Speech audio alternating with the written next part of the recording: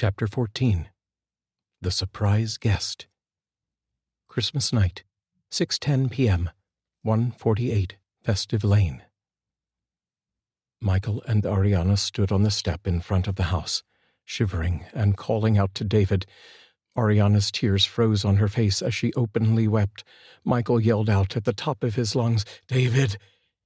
Suddenly, a small image appeared from out of the darkness and moved toward the house. "Wow, it was so cool. They all just kind of walk into the darkness and then disappear," said the familiar voice of David. Michael and Arianna ran to David and dropped to their knees as they embraced him.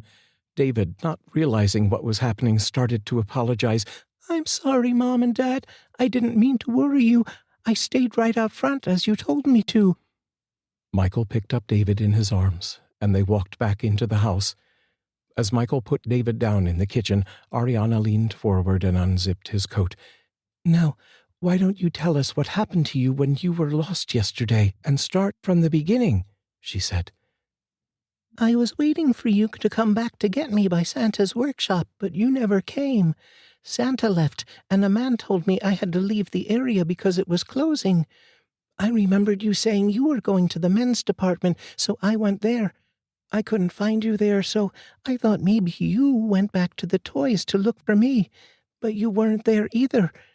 Then I heard this loud voice come over the speaker system saying the store was closing. I ran out of the store and tried to find my way back to the car. I guess I got turned around because after I had walked for about 20 minutes, I ended up at the lake." "Then what happened, David?" "I got scared, so I started to run back in the direction I came from, but I guess I got lost. I was freezing and hungry. I saw some men standing around a garbage can on fire, so I went over to them. They asked me where I was from, and I told them I was lost. They said they couldn't help me find my way home because they didn't want to get involved with the cops. They let me share the fire and made me a hot dog. It was really cool, Dad. This one guy put the hot dog on a stick and then held it over the fire. It was the best hot dog I ever had." "That's because you were so hungry. Go on, then what happened?" "Then I got sleepy and laid down on some cardboard boxes. I guess I fell asleep because the next thing I remember was that some other kids were trying to take my coat off. I woke up and started yelling at them and fighting to keep it. They were dragging me through the snow and the slush. That's how I got all wet. Then they all stopped and ran off. It was as if they had seen a ghost, but it was only Martha. She picked me up, and then we started to walk home. It was snowing hard, but we just kept walking. We finally made it home last night." "Why didn't you call us to come and get you?" Arianna asked. "I didn't have any money, neither did Martha. Besides, she said she was going to our house anyway. It wasn't that far of a walk." "David, it's a good 30 miles from downtown to here. That is a very long walk." "But it seemed like it only took a few minutes, Dad. It was really strange. I was warm when Martha put her arms around me as we walked. I don't remember being cold again until I left her side and ran into the house last night." "Martha has that effect on people," Arianna said and continued. "If we ever get separated again, you are to stay where I told you no matter what. Do not leave the spot that I told you to stay. You scared the hell out of us, David." "But you never came back and—" "I know, David, and I told you I was sorry about that, but sometimes people miss each other when they are supposed to meet for one reason or another.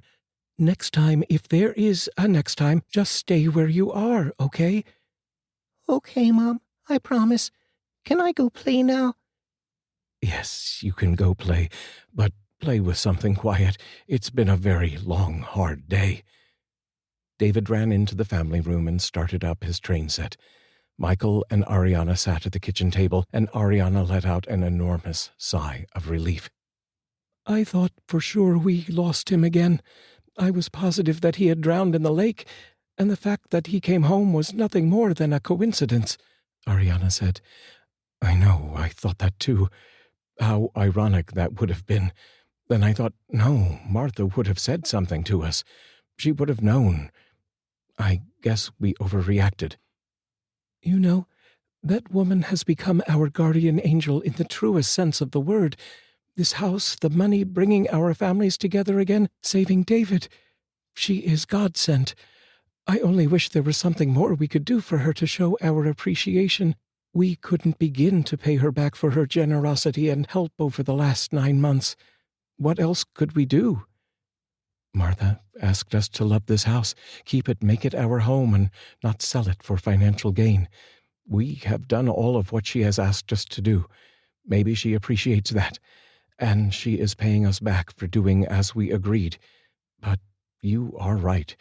I still feel like we owe her more than we could ever attempt to pay back. As Michael poured himself a cup of coffee, Arianna walked into the family room to check on David and Nicole. As she reached the entryway, she scanned the room and saw David playing with his train set, Nicole playing in her playpen, and a man sleeping on the love seat. "Michael, come here a minute." Michael walked over to join her in the entryway. "What is it?" She pointed to the love seat and said, "I think they forgot one." "Oh my God, he slept through the all-shore who's going ashore call." Michael walked briskly over to the man. Hey, buddy, you have to wake up at 6:30. You missed the bus." The man woke and looked at Michael. "Hey, how you doing? You're Michael, right?" "Yes, I'm Michael, and you're late. You gotta hurry or you won't be allowed to ever come back." The man looked confused as he rubbed his face. "Why would I want to come back here when I live 3 doors down the block?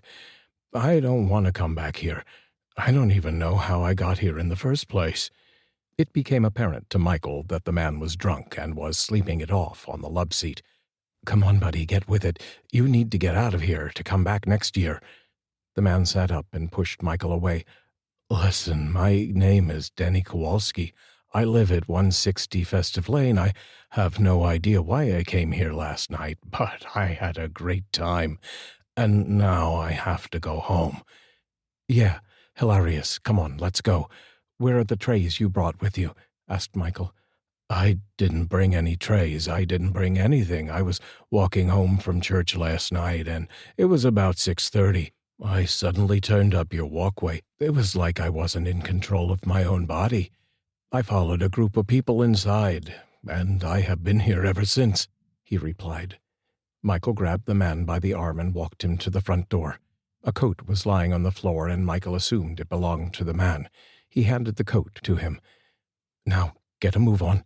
If you hurry, you can probably still catch up with the rest of them. They just left about 30 minutes ago." The man looked bewildered as he stepped out onto the step. He turned around and looked at Michael as the door shut closed. He turned and walked down the walkway to the sidewalk. He stopped for a moment, looked back toward the Carter residence, and scratched his head. He then proceeded to walk 3 houses down, took out a set of keys, opened the house's front door, and walked inside. He shut the door behind him and said, "Oh, what a strange day, but it sure beats sitting here alone. And that older couple I met was nice, Arthur and Marie Campbell. I hope I see them again sometime." Back inside 148 Festive Lane, Michael shook his head. Crazy spirits. Hopefully he made it back okay. "Is he one of your cousins?" he asked Arianna. "No, I thought he was part of your family, wasn't he?" "I don't know who he was. Maybe he was a lost soul that just found his way here by accident." "Can any soul visit this house? I thought they had to be family or a friend of ours. You know, I don't remember if Martha mentioned anything about that. Gee, maybe Alexander the Great and Caesar will show up next year." "Oh, Michael, don't talk like that. This house is only so big. That's all we need is to have thousands of souls showing up to this house every Christmas, or worse, every day.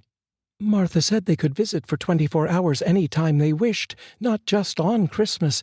What if spirits just start showing up at the breakfast table every morning? Then what?" she asked. "Then you'd better stock up on pancake batter, because spirits just love them some pancakes," Michael replied as he laughed. Arianna playfully slapped Michael on the arm as she walked by on her way to the family room to check on Nicole. Michael sat down at the kitchen table and recalled the events of the last 24 hours. He couldn't believe what had transpired. He smiled as he thought about his family's faces that graced the presence of his home just hours ago. He thought about how great it would be to see them all again next year, and how nice it would be for Nicole and David to grow up knowing their grandparents. Michael stood up from the table and walked over to the family room. He peeked in and saw David lying on the floor next to his train set, fast asleep. Over on the couch, Arianna held Nicole and gently rocked her to sleep. Michael smiled and thanked God for the beautiful gifts he received this Christmas. Not the golf clubs and shirts that Arianna had purchased for him, but the love and joy of his family that he could share extraordinarily. Martha was right. The memories alone were worth 1,000 neckties.